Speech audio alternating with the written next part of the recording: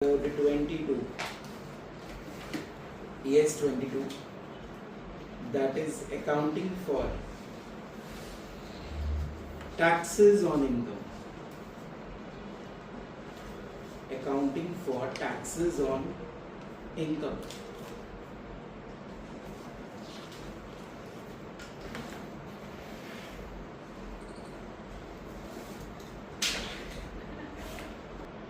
अभी ना लिखना नहीं है, पहले समझो कंसेप्ट को। देखो नाम क्या है, accounting for taxes on income. बहुत ही लाजवाब अकाउंटिंग स्टैंडर्ड है, तुम्हें बहुत अच्छा लगेगा। AS 22 तुम्हारा फेवरेट बन जाएगा। ये कंसेप्ट समझ लो पहले एक बार अच्छे से। जैसे मान लो मैं एक प्रॉफिट एंड लॉस अकाउंट बना रहा हूँ।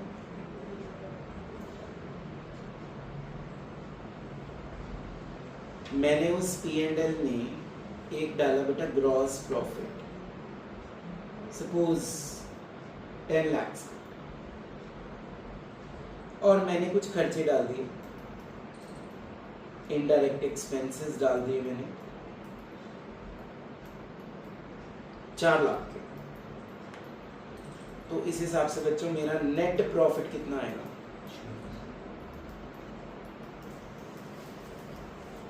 ठीक है जी, फैन ऑफ कर।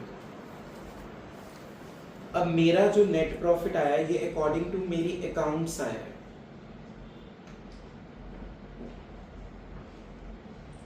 पर इनकम टैक्स वाले बोलते हैं कि आप ना हमारी अकॉर्डिंगली प्रॉफिट निकाल लो। वो आपसे एक नया P&L बनवाएंगे।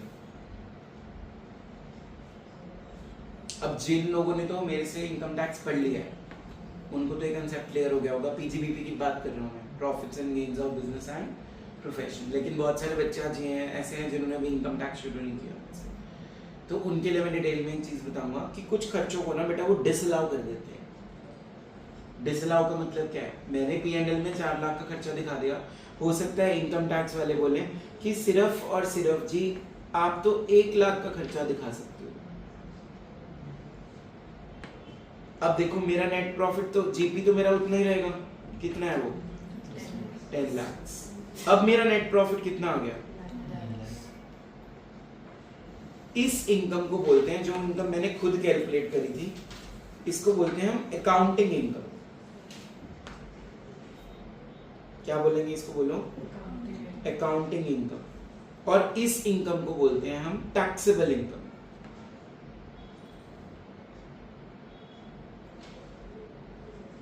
According to income tax, according to income tax. अब अगर मैं टैक्स रेट ले लूं सपोज 30%, टैक्स रेट बन गया बच्चों 30%, तो मेरे अकॉर्डिंगली मेरा टैक्स कितना बनेगा? और इनकम टैक्स वालों के अकॉर्डिंगली कितना बनेगा? 2,70,000। यहां तक कोई दिक्कत? अब जो मेरा टोटल टैक्स एक्सपेंस बन रहा है, अकॉर्डिंग टू मी मुझे टैक्स कितना पे करना है? 180। According to income tax department मुझे टैक्स कितना पे करना है? 270। मैं पे तो ये कर दूंगा, लेकिन मैं उनको समझाऊंगा कि देखो मेरा ये खर्चा था, मेरा टैक्स तो कम बनता है। तो वो कहेंगे कि जो इनका डिफरेंस है ना, वो आप अगले साल के टैक्स में से क्या कर लेना? एडजस्ट कर लेना। कितना डिफरेंस बन रहा है बताओ? 90,000। तो ये मेरी बन गई डेफर्ड टैक्स एसेट। अब ये एसेट कैसे बन गई? क्योंकि मैंने ज्यादा टैक्स अभी दे दिया, prepaid expense. Understood? Real life situation में मैंने एक P&L बनाया जिसमें बेटा मेरा GP था 10 लाख और एक डेप्रीसिएशन है जो थी 4 लाख। तो मेरे अकॉर्डिंगली नेट प्रॉफिट कितना आ गया? जल्दी बोल दो। 6 लाख। अब इनकम टैक्स वालों ने मुझे बोला कि आपने डेप्रिसिएशन ना कम चार्ज की है, आप 6 लाख चार्ज करो, ठीक है जी, कर लेते हैं। उसके अकॉर्डिंगली अब मेरा नेट प्रॉफिट कितना बन रहा है? 4 लाख। अब इस सिचुएशन में ऊपर वाली सिचुएशन से बिल्कुल उल्टा हो गया। यहां मेरी अकाउंटिंग इनकम ज्यादा है और taxable according to income tax क्या है? कम। मेरी अकाउंटिंग इनकम दिख रही है ज्यादा, तो इसके ऊपर अगर मैं 30% टैक्स दूं कितना बनेगा? 180। इसके ऊपर अगर मैं 30% टैक्स दूं कितना बन रहा है? 120। अब मैं टैक्स पे तो कितना कर रहा हूं? करना मेरे को अकॉर्डिंगली कितना चाहिए? 180। पर मेरे को डिपार्टमेंट बोल रहा है बस हमें तो 1,20,000 दे दो, हम संतुष्ट। बट मुझे तो पता है ना कि जो डेप्रिसिएशन इस साल मैंने ज्यादा चार्ज कर ली according to income tax department, मैंने तो कम करनी थी चार्ज। अब अगले साल क्या होएगा सोचो। यहां अगर डेप्रिसिएशन ज्यादा चार्ज कर ली, अगले साल वो नहीं करने देंगे इतनी चार्ज। उन्होंने मुझे इसी साल उसकी reduction they the. Understood? Getting my point और नॉट? तो अगले साल मेरी डेप्रिसिएशन कम चार्ज होगी पीएनएल में, जिसकी करके मेरा प्रॉफिट क्या हो जाएगा? ज्यादा। तो इन शॉर्ट मेरे को तो ये पता है ना कि टैक्स मैं अभी कम पे कर रहा हूं, बट अगले साल मेरा टैक्स ज्यादा होगा। अगर मैं इस साल टैक्स कितना पे कर रहा हूं? 1,20,000। हो सकता है नेक्स्ट ईयर मेरी जो इनकम है वो ज्यादा बनेगी, क्योंकि डेप्रिसिएशन वो 6 लाख चार्ज नहीं करने देंगे। तो उस टाइम पे भी तो टैक्स देना ही पड़ेगा ना मुझे। यस और नो? तो जो ये डिफरेंस है इन दोनों में 60,000 जो मैंने अभी पे करना था लेकिन मेरे से करवा नहीं रहे वो पेमेंट, अगले साल हो सकता है, उसके अगले साल, ये तो मुझे देना पड़ेगा ना। तो ये मेरी क्या निकल के आ गई? Deferred tax liability. कंसेप्ट समझ में आ रहा है? जब अकाउंटिंग इनकम हमारी क्या होगी? देखो अकाउंटिंग इनकम यहाँ कितनी है? 6 लाख। यहाँ कितनी है? टैक्सेबल इनकम कितनी है? 4 लाख। अकाउंटिंग इनकम बड़ी है हमारी इनकम टैक्स वालों की इनकम से, तो आंसर में क्या निकला करेगा? Deferred tax liability. और इसका ऑपोजिट कर दो, अगर अकाउंटिंग इनकम मेरी कम है, यहाँ कितनी थी मेरी अकाउंटिंग इनकम? 6 लाख, और टैक्सेबल इनकम कितनी थी इनकम टैक्स वालों की? 9 लाख। तो मेरा आंसर में क्या निकला था? Deferred tax. यहां तक कंसेप्ट क्लियर हो गया? चले करें स्टार्ट अकाउंटिंग फ्रेंड। ये तो मैंने अभी सिर्फ इंट्रोडक्शन दी है कि इसमें हम क्या क्या टर्मिनोलॉजीज पढ़ने वाले हैं। Shall we start? चलो लिखना स्टार्ट करो मेरे साथ।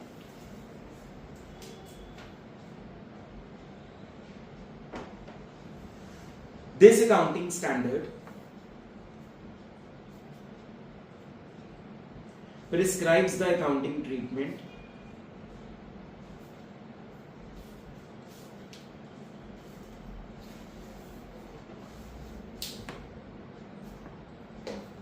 of taxes on income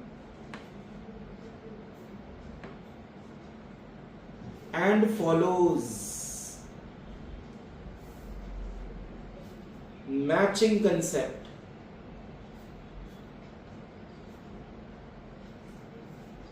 of accounting.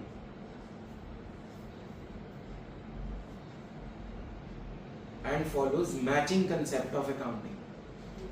Avineet, what is matching concept of accounting? Remember? No. Snehpreet. Very.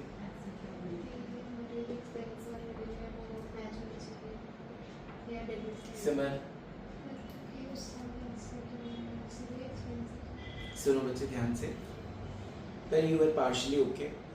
Matching concept का मतलब होता है मैच करना। अगर मान लो मैंने एक एडवर्टाइजमेंट की और उस पे मैंने 5 लाख रुपए स्पेंड किए 2024 में, और मुझे इससे मेरी 2024 की जो सेल्स है ना वो 15 लाख हुई।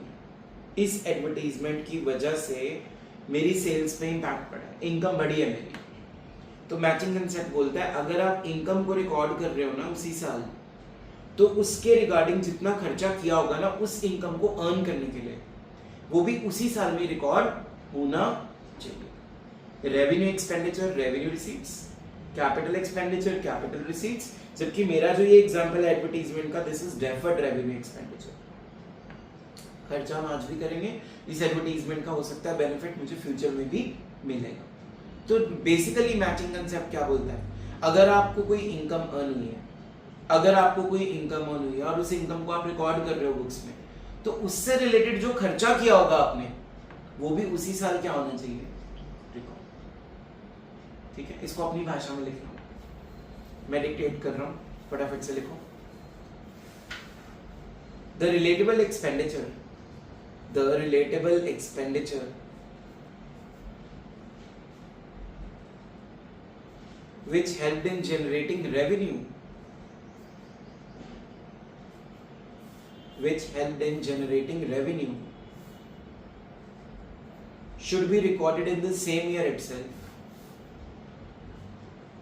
should be recorded in the same year itself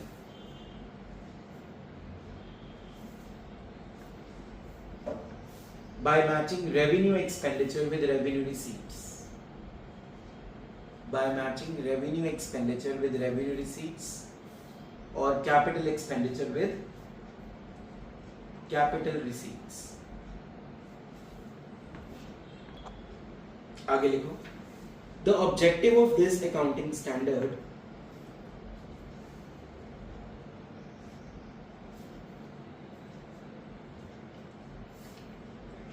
is to show, बताओ क्या शो करेंगे, deferred tax assets and what, deferred means future tax liabilities, bracket में लिखो as the case may be, as the case may be in the, कहां पे show करना है बेटा, financial statements, in the financial statements. तो मैंने अभी आपको एक P&L बना के दिखाया था जिसमें मेरा नेट प्रॉफिट पहले आ रहा था 6 लाख और इनकम टैक्स वालों का टैक्सेबल इनकम के अकॉर्डिंगली नेट प्रॉफिट आ रहा है सपोज 4 लाख। तो ये 6 लाख और 4 लाख में क्या है, इस टर्म को क्या बोलूं मैं, डिफरेंस। अब डिफरेंस जो है ना बेटा, ये it can be due to, इसको हम बोल सकते हैं टाइमिंग डिफरेंस या फिर परमानेंट डिफरेंस।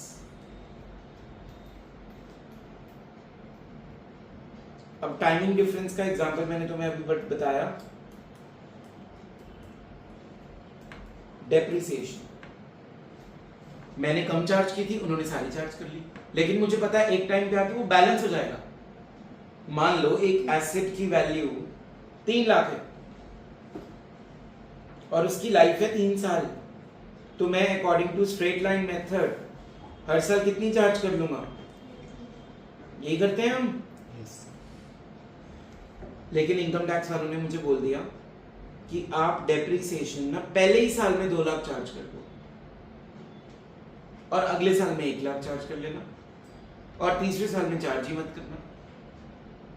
अब अगर मैं इसी को एग्जाम्पल को आपको देख के बताऊं, देखो मान लो जी मेरा जीपी 10 लाख है और डेप्रिसिएशन मैंने कितनी चार्ज करी है 1 लाख, तो मेरा नेट प्रॉफिट कितना आ गया 9 लाख। अब अगर मैं ये इनकम टैक्स के अकॉर्डिंगली नेट प्रॉफिट निकालूं, मेरा जीपी कितना है 10 लाख, बोलो डेप्रिसिएशन कितनी चार्ज करूंगा 2 लाख, कैरी डाउन, यानी कि नेट प्रॉफिट कितना आ गया, डिफरेंस तो आ गया ना मेरा। अगले साल मेरा जीपी सपोज फिर से 10 लाख है, डेप्रिसिएशन में फिर से कितनी चार्ज करूंगा 1 लाख, मेरा नेट प्रॉफिट फिर कितना आ गया 9 लाख। अब इनकम टैक्स वालों के अकॉर्डिंगली जीपी कितना है 10 लाख, डेप्रिसिएशन अब कितनी चार्ज करनी है 1 लाख, मेरा नेट प्रॉफिट कितना आ गया 9 लाख। तीसरे साल मेरा जीपी 10 लाख है, मैं डेप्रिसिएशन फिर से कितनी चार्ज कर रहा हूँ 1 लाख, मेरा नेट प्रॉफिट कितना आ गया 9 लाख। इधर जीपी कितना है 10 लाख, डेप्रिसिएशन चार्ज कर ही नहीं पा रहा हूँ, पूरा का पूरा क्या आ गया मेरा नेट प्रॉफिट। अब 3 सालों का नेट प्रॉफिट चेक करो मेरे अकॉर्डिंगली 9 + 9 + 9 कितना बन रहा है मेरी 27 lakhs। अब उनका चेक करो 8 + 9 17 + 10 हो गया ना मैच। तो ये टाइमिंग डिफरेंस होता है, this is what timing difference. लेकिन अगर मैंने अपने जीपी में 10 लाख लिख के खर्चा दिखा दिया डेप्रिसिएशन पे 4 लाख का, और एक और मैंने परी को हायर किया उसकी ट्रेनिंग का खर्चा दे दिया 1 लाख, और मेरा अब नेट प्रॉफिट कितना आ गया बच्चों 5 लाख। अब इनकम टैक्स वाले कहते 10 लाख, डेप्रिसिएशन कहते ठीक है 4 लाख डाल दो, लेकिन ये जो परी का खर्चा है ना ये हम अलाउ नहीं करेंगे माइनस करना, हम ये ट्रेनिंग अलाउ नहीं करेंगे, ये तो कैपिटलाइज नेचर की है, ये तो एसेट बन गया आपकी। तो अब जो मेरा नेट प्रॉफिट आ रहा है अब उसके अकॉर्डिंगली कितना आ रहा है, पर ये डिफरेंस कभी मैच नहीं होगा, क्योंकि मैंने तो इधर डाल दिया परी वाला ट्रेनिंग का खर्चा, लेकिन वो मेरे को डालने से क्या कर दिया उन्होंने मैंने, ये टाइम डिफरेंस नहीं है, ये क्या है फिर परमानेंट डिफरेंस। तो मैंने अभी आपको डिफरेंस समझाया है, what is time difference and what is permanent difference. Clear है यहां तक? चलो आगे देखो। Difference can be due to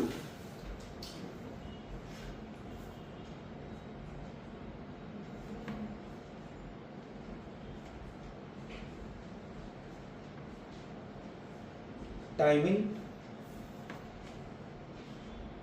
permanently,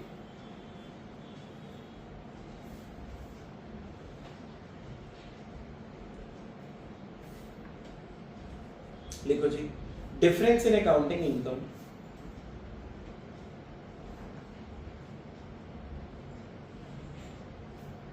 मेरी तरह मत लिखना, एंड टैक्सेबल इनकम पूरा लिखना तुम, in one period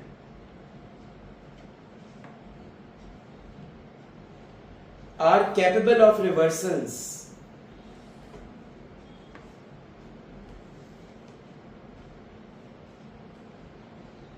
in subsequent periods।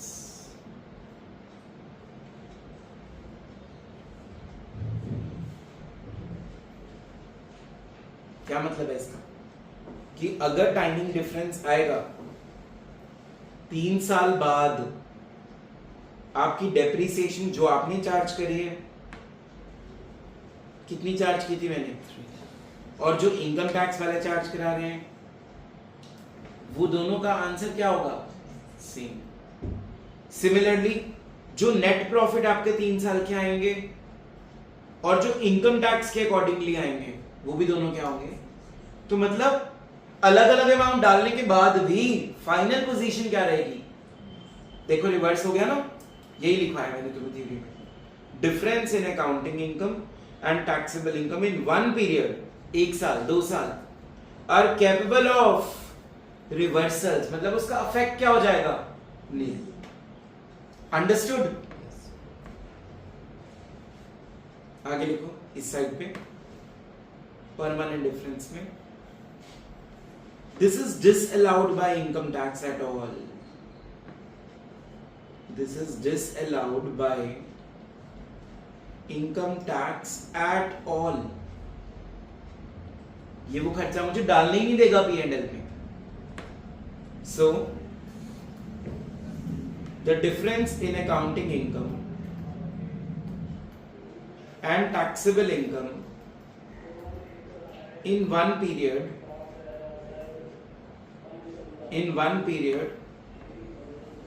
do not reverse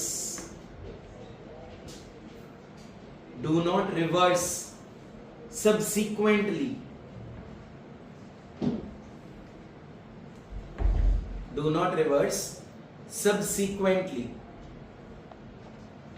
तो ये कंसेप्ट बेटा आप खुद नोट डाउन कर लो जो मैंने लिखा है स्क्रीन पे, कि जो डेफर्ड टैक्स लायबिलिटी होती है वो तब अराइज होती है जब हमारी अकाउंटिंग इनकम क्या होगी, ज्यादा होगी, किससे, टैक्सेबल इनकम से, और डेफर्ड टैक्स एसेट कब क्रिएट होगा, vice versa, when accounting income will be less than the taxable income. Understood?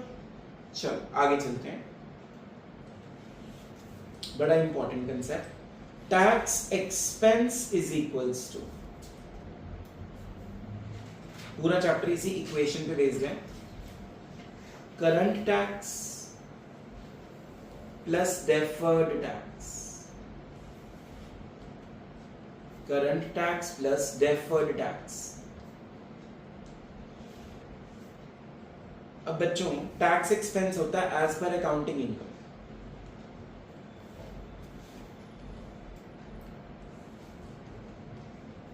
लेकिन करंटली हमसे जो टैक्स चार्ज किया जाता है वो किसके अकॉर्डिंगली होता है, as per which department, income tax department. That means current tax is as per taxable income,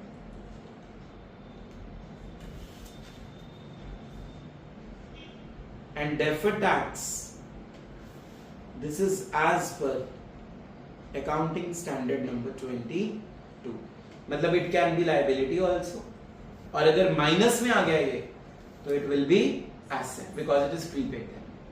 understood? मतलब अगर आंसर आपका ये डेफर्ड टैक्स का पॉजिटिव आएगा वो लायबिलिटी होगी, नेगेटिव आएगा तो एसेट। चलो बेटा एक टेबल बनाएंगे, उसमें इसका फॉर्मेट समझेंगे, साथ साथ नोटबुक्स पे बना लो। 4 कॉलम्स बनाना है।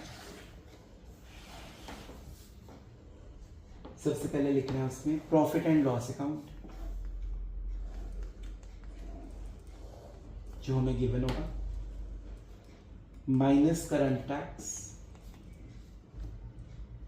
Plus direct tax asset minus direct tax liability, that will be final answer, profit or loss after tax effect।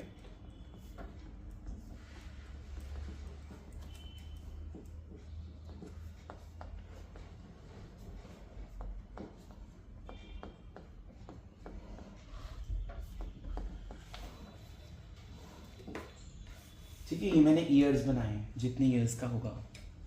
Understood?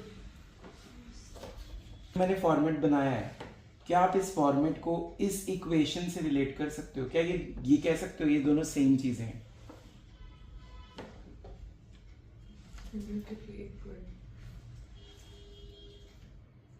हमारा टोटल एक tax expense as per income होगा जिसमें हमारा करंट टैक्स भी इंक्लूड होगा, और अगर हमने ऑलरेडी पे कर दिया होगा तो वो एसेट हो जाएगी हमारी, तो वो माइनस में आएगा, वो हमें ये दोनों फिगर्स गिवन होंगी, इन दोनों को माइनस करके हम क्या निकाल लेंगे, अपना डेफर्ड टैक्स। अंडरस्टूड? अगर वो माइनस में आ रहा है मतलब वो एसेट है क्योंकि वो प्रीपेड है, ज्यादा पे हो गया। तो इन शॉर्ट आप क्वेश्चन को इस वे में भी कर सकते हो और ये वाले वे में भी प्रेजेंट कर सकते हो। चलो लिखो एग्जाम्पल नंबर 1, क्वेश्चन करते हैं।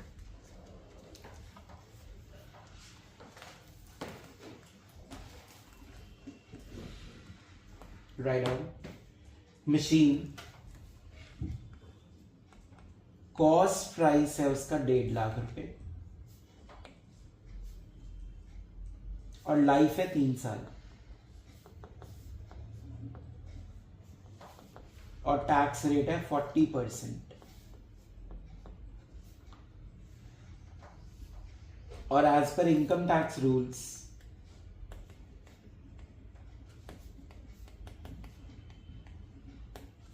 डेप्रीसिएशन फर्स्ट ईयर में ही सारी चार्ज कर लेंगे, डेप्रीसिएशन फर्स्ट ईयर में सारी चार्ज कर लेनी है।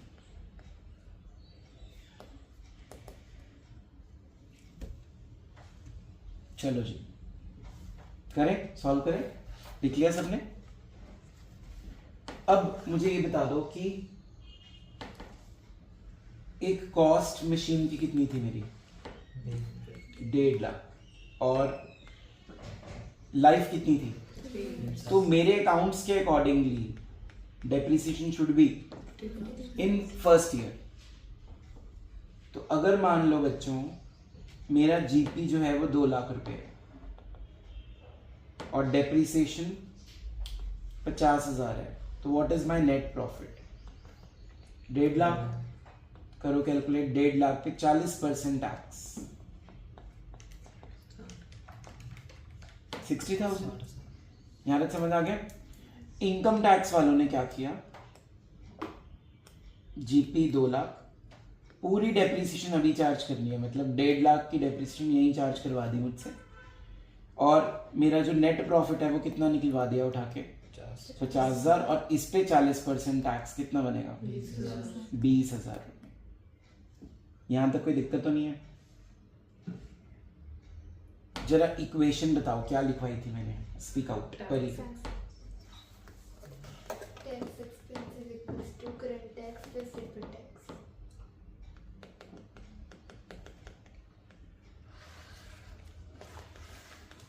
ये किसके अकॉर्डिंगली होता है? As per accounting income. Accounting income का अकॉर्डिंगली मेरा टैक्स कितना निकल के आया था?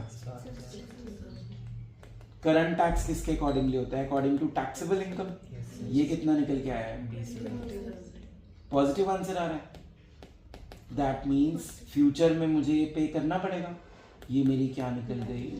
लायबिलिटी। पहला साल खत्म हो गया, समझ में आ गया? पहले इतना नोट डाउन कर लो जल्दी से।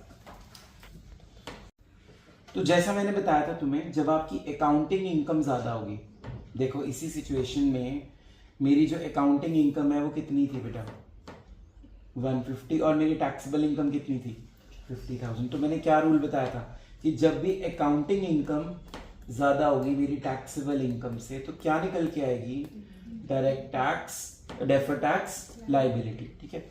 अच्छा, इसी को अगर मैं जर्नल के रूप में डालूं तो जर्नल एंट्री क्या बनेगी? देखो मेरा टोटल टैक्स तो ये बन रहा है ना 60,000, तो P&L में तो यही चार्ज होगा, बोलते नहीं 60,000 टू बैंक। मैंने गवर्नमेंट को कितना पे करा है tax?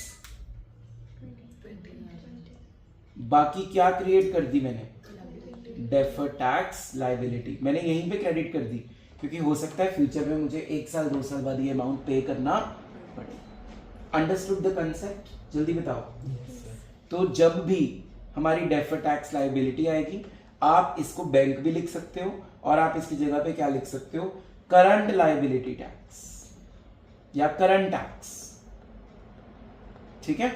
Current according to income tax मैंने इतना टैक्स पे कर दिया ना कुल, और कितना करना है फ्यूचर में? टोटल 60,000, जिसमें से मैंने 40,000 अगले 2 सालों में पे करना है। तो मेरे लिए सिर पे क्या क्रिएट हो गई? लायबिलिटी। और लायबिलिटीज का बैलेंस हमेशा क्या होता है? क्रेडिट। पहले यहां तक नोट डाउन कर लो, फिर आगे करें। आगे सबको? अच्छा चलो, अब ईयर 2 पे चलो। देखो ध्यान से, पहले समझो फिर लिखना। ईयर 2 में मैंने ऊपर जीपी कितना एज्यूम किया था? 2 लाख। यहां पे भी मैं क्या ले रहा हूं? 2 लाख। अब मैं फिर से डेप्रिसिएशन कितनी चार्ज करूंगा? 50,000। और मेरा नेट प्रॉफिट फिर से कितना आ जाएगा? ये याद है ना 50 कैसे आया था? देख लो एक बार। ये रही। ठीक है ना?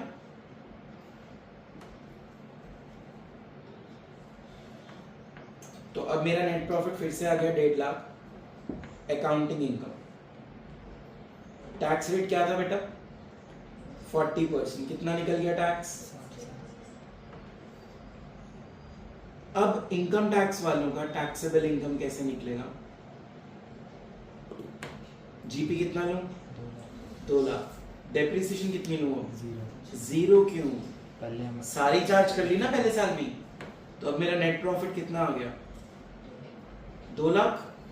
2 लाख पे 40% निकालो, 80,000 मैंने क्या देना है बेटा? पहले ये बना लो इतना, फिर हम आगे करते हैं। अविनीत इक्वेशन बोलो बेटा, क्या थी वो?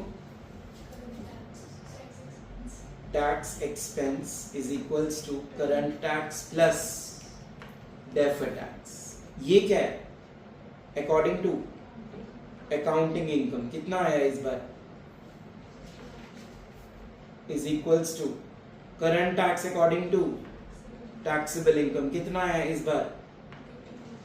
अब देखो प्लस का साइन किस में कन्वर्ट हो गया, माइनस में। आंसर मेरा माइनस में आ रहा है ना, कितना आ रहा है, that means this is what now, deferred tax asset. ये आदत समझ में आ गया। चलो लिखने का टाइम बाद में, थर्ड ईयर पे आओ, लास्ट ईयर है ना ये मेरा। अब पी एंड एल बनाओ मेरे अकॉर्डिंगली। जीपी फिर से कितना ले लेते हैं, 2 लाख। डेप्रिसिएशन कितनी ले लेंगे, 50,000। तो अब मेरा नेट प्रॉफिट कितना आ गया बच्चों, 1.5 लाख। ये मेरी अकाउंटिंग इनकम आ गई, इस पे 60% टैक्स, 40% टैक्स, 60,000।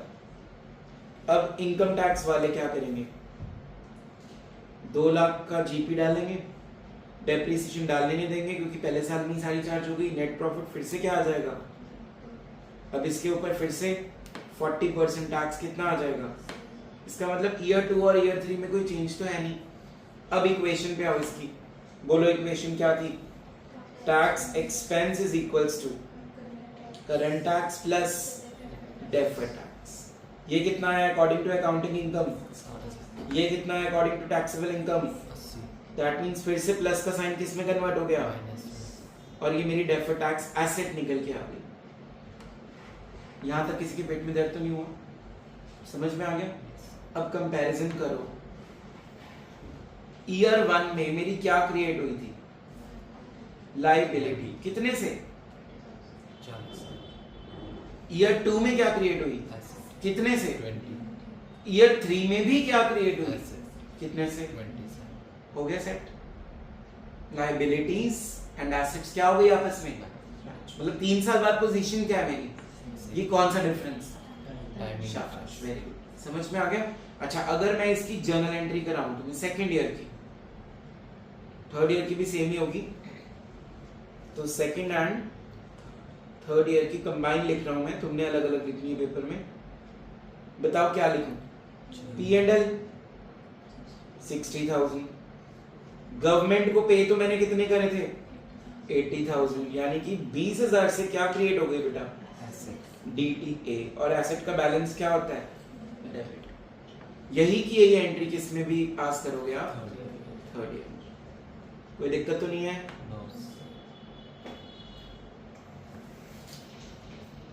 नोट कर लो अच्छे से बच्चों।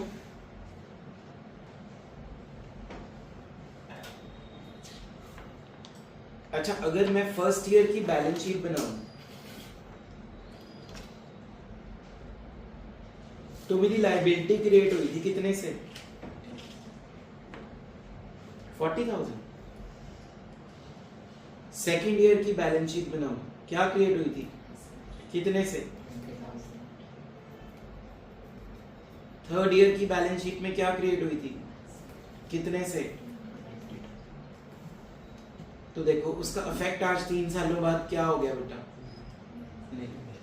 तो that means note timing difference से हमेशा आपकी फाइनेंशियल पोजीशन क्या हो जाएगी, ठीक है, बना लो फटाफट से।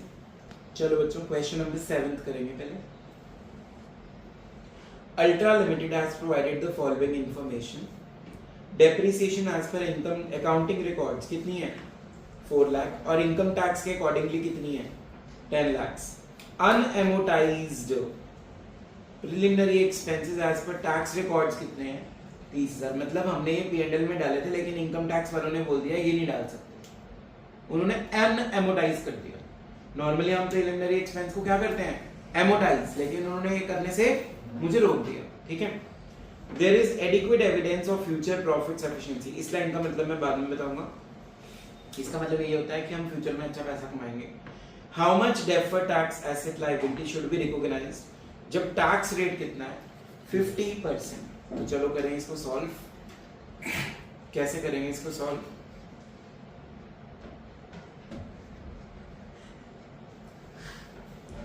एक ग्रॉस प्रॉफिट एज्यूम कर रहा हूं, कोई भी, सपोज 20 लाख रुपए। मैंने अपनी डेप्रिसिएशन 4 लाख चार्ज की थी, और मैंने प्रिलिमिनरी एक्सपेंस 30,000 डाला था, तो बच्चों निकालो मेरा नेट प्रॉफिट कितना आ रहा है।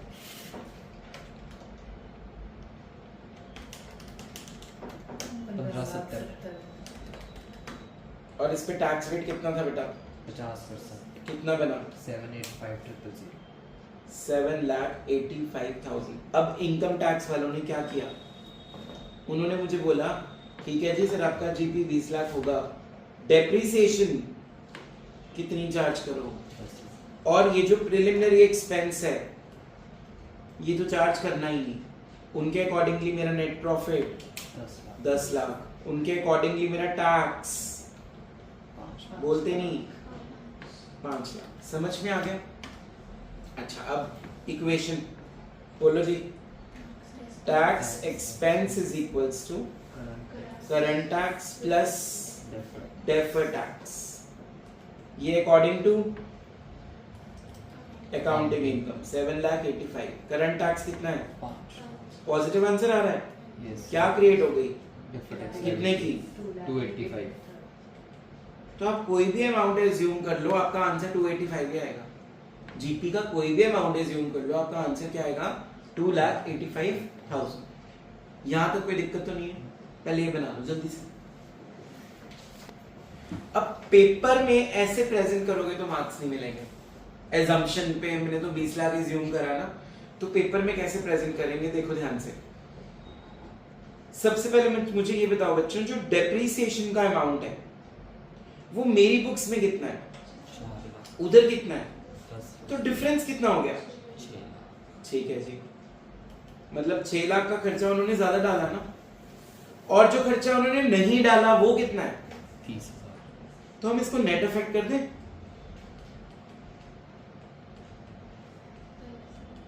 कितना बना? 570। कोई डाउट तो नहीं है यहाँ तक? मैंने क्या किया है, पहले सुन लो निकुंज, बाद में करना। 6 लाख का जो डिफरेंस ज्यादा डाला है वो निकाल लिया, और 30,000 का जो उन्होंने नहीं डाला खर्चा वो मैंने उसमें से माइनस कर दिया। तो एक्सेस पोर्शन कितना डाला है उन्होंने, बस इस पे निकाल दो 50% टैक्स। 285। समझ में आया कैसे प्रेजेंट करना है? लिखो presentation in paper, how to present this question in exam. Write down calculation of difference between taxable income and accounting income। बोलते नहीं, यही किया मैंने। अब excess depreciation according to income tax authorities ITA कितनी थी बच्चा? 6 लाख, और एक्सेस अनएमोटाइज्ड क्या था? प्रिलिमिनरी एक्सपेंस थे। Preliminary expenses not charged as per income tax authorities कितना था? 30,000। तो फाइनल नेट इफेक्ट कितना आ गया? 570। Therefore tax 570 into 50% is equals to rupees 2,85,000 की क्या जनरेट हो गई मेरे सिर पे? Deferred tax liability. So this is how the 5 mark question is to be presented. वो समझाने के लिए है कि दोनों P&L को आप एज्यूम करके कर लो। आप ऐसे पेपर में करके आओगे तब आपको मार्क्स मिलेंगे। समझ आ गया? ठीक है, कर लो नोट डाउन जल्दी से। Question number 2, G Limited has provided the following information. Depreciation as per accounting कितनी है बच्चों? 2 लाख। और as per tax कितनी है? 5 लाख। एक्सेस निकाल लो। 3 लाख के ऊपर 45% निकाल दो। 1,35,000 आ गई। अच्छा अब देखो, depreciation as per accounting records कम है और depreciation as per income tax ज्यादा है, तो अकाउंटिंग इनकम क्या आएगी? ज्यादा आएगी। टैक्सेबल इनकम क्या आएगी? तो मैंने क्या बताया था, जब अकाउंटिंग इनकम ज्यादा होगी और टैक्सेबल इनकम कम होगी तो क्या क्रिएट होगी? Deferred tax liability. तो बस आंसर देख लो, अब डेफर्ड टैक्स लायबिलिटी का कितना गिवन है आपको, 1,35,000। दोबारा बताओ नहीं कुछ, पक्की बात है? चलो फटाफट से ही सॉल्व करो practical. Question number 1 Snehpreet, read out बेटा। As per AS 22 on accounting for taxes on income, tax expense is current tax plus deferred tax charged to profit and loss account, current tax minus deferred tax credited to P&L account, either A or B, deferred tax charged to P&L. मैं answer deferred tax का plus में भी आता है, और तो ए भी ठीक है और बी भी ठीक है, तो इसका मतलब क्या होगा, आइदर ए और बी, दोनों में से एक ही चीज आएगी ना। समझ में आ गया? और मैंने जो तुम्हें फॉर्मेट भी लिखवाया था, देखो फॉर्मेट, उसमें हमने प्लस भी किया है वो और माइनस भी किया है, ये रहा। समझ गए?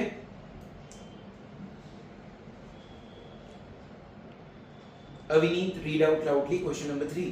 State which of the following statements are correct. There are no preconditions required to recognize deferred tax liability. Deferred tax asset under all circumstances can only be created if and only if there is reasonable certainty that future taxable income will arise. Both are correct, only one is correct, only two is correct. Question समझाओ। मतलब जो deferred tax liability होती है उसके लिए हम कोई पहले से conditions नहीं रखते हैं। पहली statement तो ये है। ठीक है। और दूसरी है कि जो हमारा टैक्स होता है वो हर सर्कमस्टांस में हम उसको क्रेडिट करते हैं। ठीक है। According to taxable income. तो कौन सी स्टेट, क्या आंसर है इसका?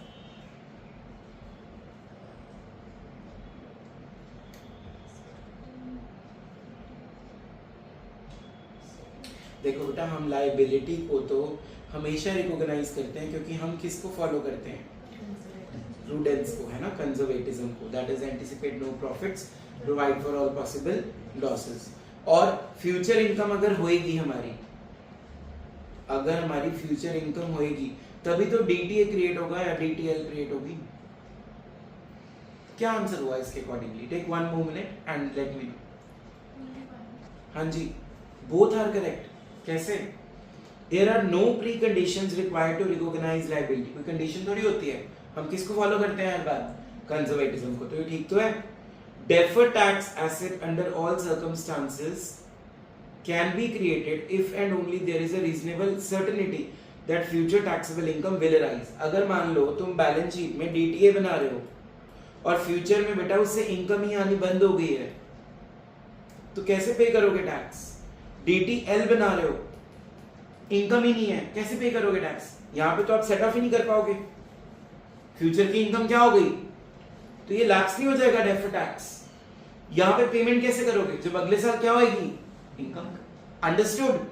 तो answer is what, both are correct. Mark this question important.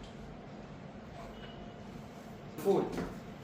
Which of the following statements are incorrect? Only timing difference result in creation of deferred tax. B. Permanent difference do not result in recognition of deferred tax. The tax rate used for measurement of deferred tax is substantively enacted tax rate. The entity has to recognize deferred tax liability or asset arising out of timing difference. There are no conditions which are required to evaluate it further recognition. Snehpreet question समझाना बेटा। तो पहले में तो ये है कि only time difference ही डेफर्ड टैक्स, मतलब जब टाइम डिफरेंस होगा तभी हमारा डेफर्ड टैक्स होगा।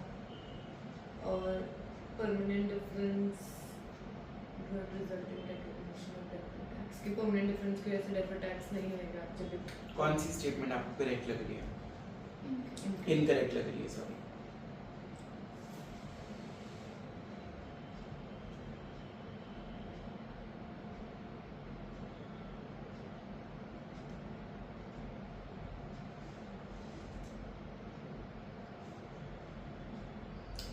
Timing difference results in creation of deferred tax, true. Permanent difference do not result in recognition of deferred tax, true. Tax rate used for measurement of deferred tax is substantively enacted tax rate, जो government का होता है वही होता है, true. The entity has to recognize deferred tax liability or asset arising out of timing difference. हम तो permanent भी करते हैं. There are no conditions which are required to be evaluated. और अभी condition बताई है मैंने आपको कि future में हमें क्या होनी चाहिए, इनकम। तो मेरे अकॉर्डिंगली डी है। Let's check the answer.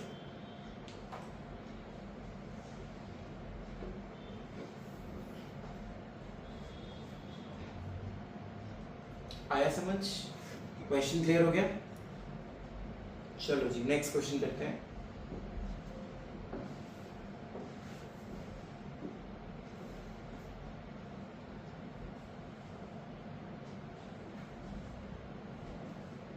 Question number 9th, Snehpreet read out.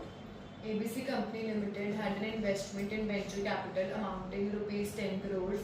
Venture capital in turn had invested in the below portfolio companies. Portfolio का मतलब होता है हमने थोड़ा थोड़ा अमाउंट हर जगह पे अलग अलग इन्वेस्ट किया। ये मैंने आपको 12वीं कक्षा में इकोनॉमिक्स में पढ़ाया था, ठीक है?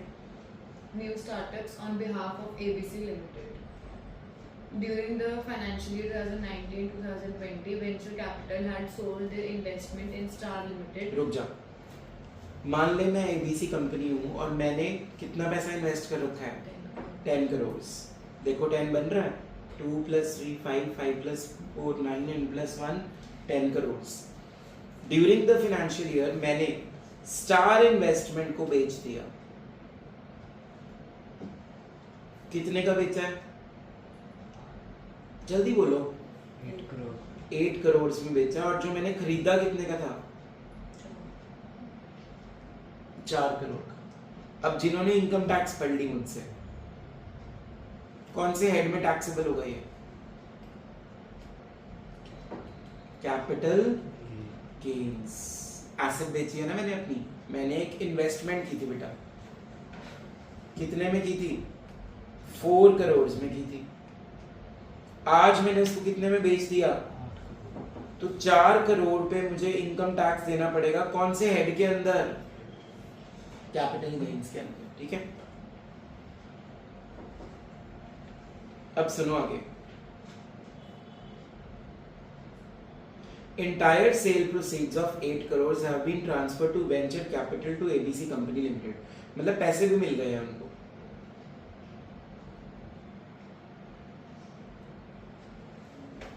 The accounts manager has received the following additional information. 8 crores has been deducted from the cost of investment and carrying amount of investment is rupees 2 crores. हमारे अकाउंटेंट ने क्या किया? हमारे अकाउंटेंट ने ये किया कि जो 10 करोड़ की इन्वेस्टमेंट थी ना मेरी एसेट्स में, उसने उसमें से 8 करोड़ की जो इनकम आई है वो माइनस करके इन्वेस्टमेंट की वैल्यू कितनी दिखा दी? कभी ऐसा सुना है कि ऐसा करते हैं? जब भी बेटा हम कुछ बेचते हैं, कोई भी एसेट बेचेंगे हम, मान लो मेरे को करना तो ये चाहिए था, P&L अकाउंट में मुझे इनकम शो करनी चाहिए थी। 8 करोड़ की एसेट बिकी थी, 4 करोड़ की मेरी खुद की आई थी, 4 करोड़ का प्रॉफिट, और इसके ऊपर मुझे गवर्नमेंट को क्या देना चाहिए था? Tax under the head. पर मेरे अकाउंटेंट ने, अब मेरा अकाउंटेंट है नकुल, उसने क्या किया? P&L में इनकम ही नहीं शो करी है और वो कहता है हम नहीं टैक्स देंगे। हमने तो भाई अपनी बैलेंस शीट में जो इन्वेस्टमेंट 10 करोड़ की थी, ये 8 करोड़ में वहां से सेट ऑफ करके ना अपनी अब नेट इन्वेस्टमेंट को कितने पे दिखाऊंगा? देखो सोच तो मेरा ही भला रहा है, लेकिन है तो गलत। टैक्स की चोरी हो रही है ना यहाँ पे। This is called what? And it is crime. Understood? या तो क्वेश्चन समझ में आया कि क्या कह रहा है वो? आगे बढ़ो। कंपनी हैड टू पे capital gain 20% on the net cell. ये तो कॉमन सेंस, अगर ना भी लिखा होता हमें कैपिटल गेन तो पे करना पड़ेगा, वो भी कितने परसेंट है? 20%। तो 8 करोड़ की एसेट बेची है, मेरी कितने की आई थी? तो कितना कैपिटल गेन हुआ था? निकालो बेटा। 4 करोड़ पे 20%, मेरा कैपिटल गेन टैक्स कितना आ गया? 80 लाख रुपए तो मुझे गवर्नमेंट को टैक्स देने चाहिए। यहां तक किसी के पेट में दर्द तो नहीं हुआ? Due to COVID-19, the remaining startups like Oscar, Zee and Sony are not performing well and will soon wind up their operations. Venture capital is monitoring the situation and if required, they will provide impairment loss in June quarter. बहुत ही अच्छा point है, very important. वो कहता कोविड-19 की वजह से ना जो ये वाले मेरी इन्वेस्टमेंट्स थी बाकी की, ऑस्कर, जी और सोनी, ये भी ना फ्यूचर में मुझे इनकम नहीं देंगी। अब हमने एक चीज पढ़ी थी बेटा अभी ऊपर क्वेश्चंस में, एमसीक्यूज में, आओ जरा उस पे।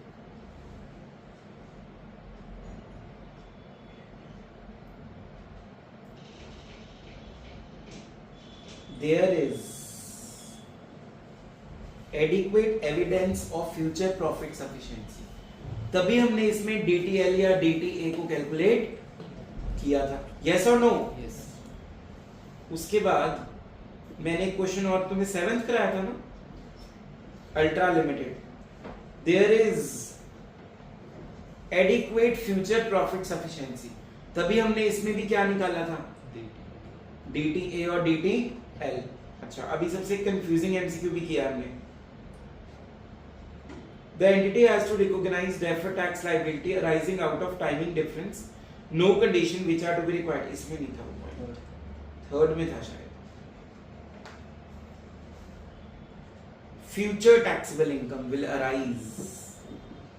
तभी इसमें भी हमने DTA और DTL की बात की थी, बट इस क्वेश्चन में क्या बोल रहा है वो तुम्हें इनडायरेक्टली कि फ्यूचर इनकम नहीं होने वाली। तो जब फ्यूचर इनकम ही नहीं है तो आप DTA और DTL को रिकॉग्नाइज नहीं कर सकते। यहां तक समझ में आ गया? लिखो कॉपीज पे कैसे करना है question.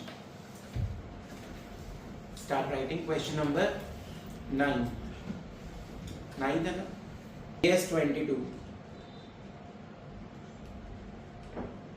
deferred tax asset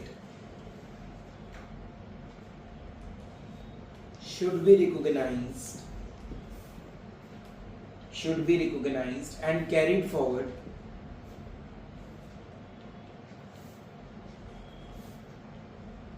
to the extent that there is reasonable certainty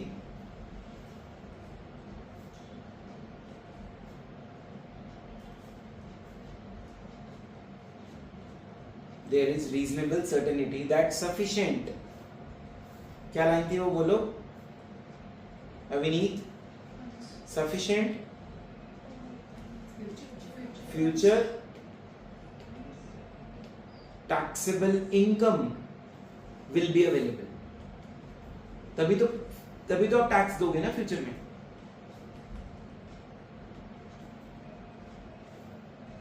taxable income will be available. अब लिखो due to covid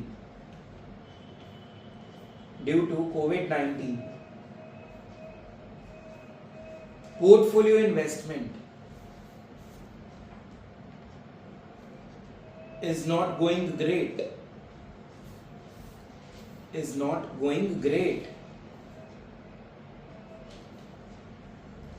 Therefore, no deferred tax liability or asset should be recognized. अब ये question ना 5 marks में final में आया था, बच्चों को समझ नहीं आया। कितना इजी क्वेश्चन था, देखने में कितना डरावना है। समझ में आ गया? लॉजिक समझ में आया कि फ्यूचर इनकम होना बहुत जरूरी है DTA और DTL को क्रिएट करने के लिए। ठीक है, चलो अगला क्वेश्चन करते हैं।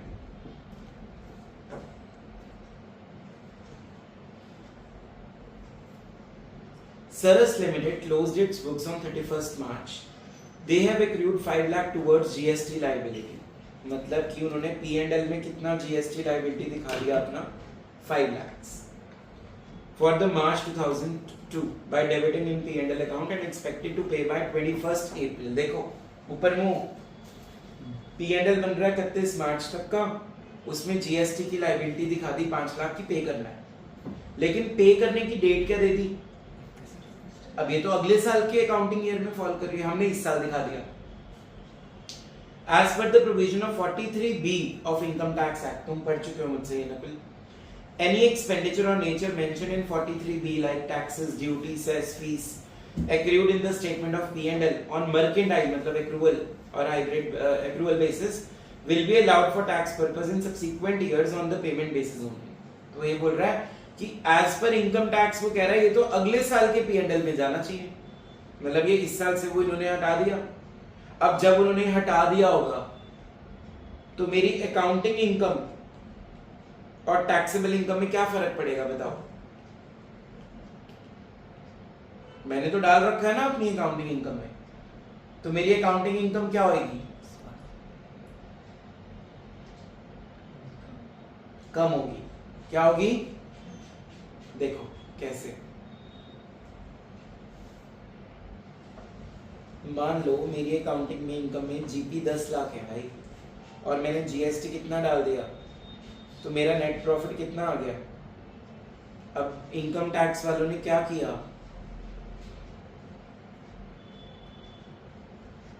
जीपी 10 लाख और उन्होंने मुझे टैक्स लायबिलिटी नहीं डालने दी जीएसटी की, तो मेरा नेट प्रॉफिट भी कितना आ गया वहां पे?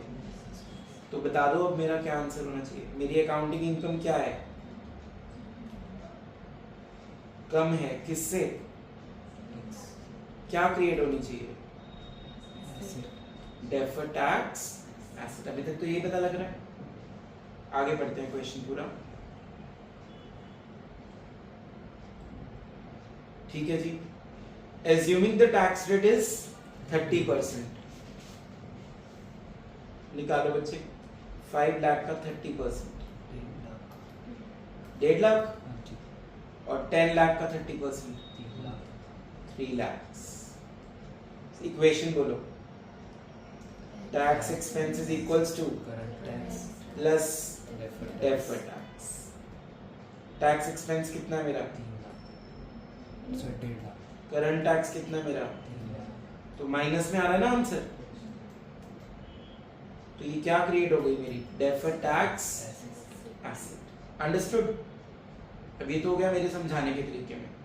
मैंने करना किसे सिखाया था? डिफरेंस उठा लो बस। कितना था डिफरेंस? 5 लाख। बोलते नहीं? यस। इसके ऊपर सीधा अप्लाई करना 30%। खत्म क्वेश्चन। आगे समझ कैसे करना है प्रेजेंट? प्रेजेंट ऐसे करना है, अपने आप को समझाने के लिए P&Ls बना के क्रॉस चेक कर लेना, कोई भी अमाउंट एज्यूम करके। आओ इसके आंसर पे। कौन सा क्वेश्चन था ये? 8 था। So GST liability debited in books कितनी है? 5 लाख, और allowed as per income tax कितनी है? nil। सो टाइमिंग डिफरेंस कितना आ गया? 5 lakh. Therefore tax rate is 30%। तो क्या क्रिएट हो जाएगी मेरी? Deferred tax asset. एसेट क्यों क्रिएट हुई ये मैंने आपको समझा दिया, क्योंकि मेरी अकाउंटिंग इनकम कम थी। किससे? टैक्सेबल इनकम से।